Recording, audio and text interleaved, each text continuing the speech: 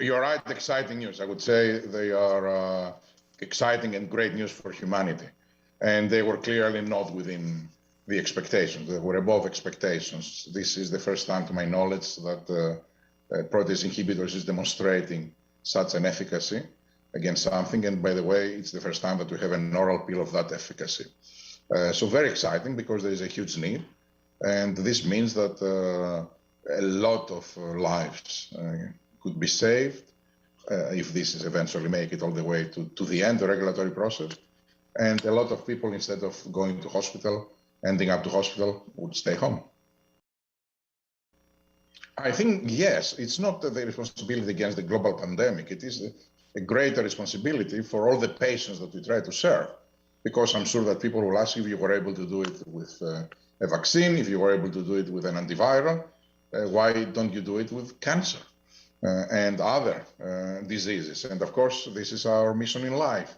And I'm planning to have the entire organization behind these goals, to break breakthroughs that change patients' lives. We did started investing in manufacturing way back. I announced when we had our third earnings call, that was the second earnings call, second quarter in July, that we approved more than $1 billion of at-risk investment.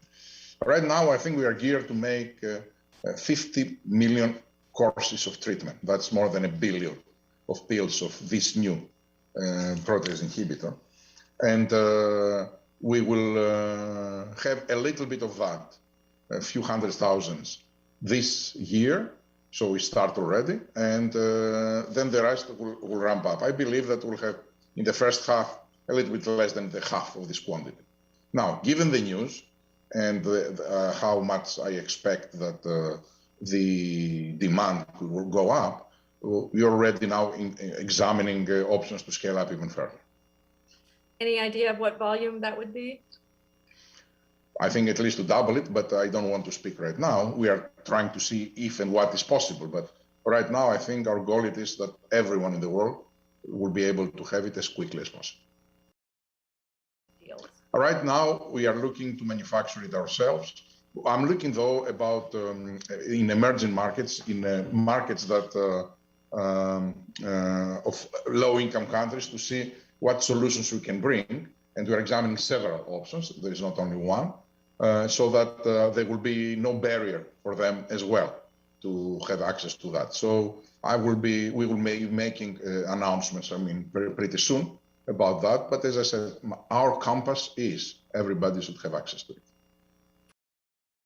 Of course, we are in discussions with the US government. Actually, we are in discussions with 90 governments around the world right now, active discussion.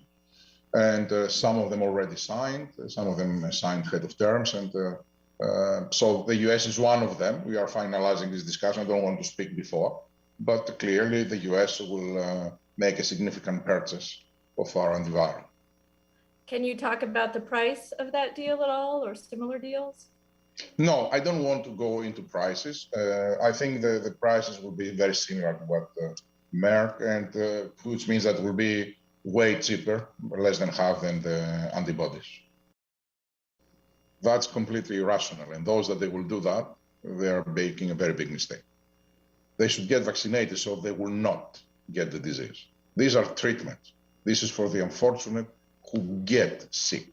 Of course, we need to have something to help them.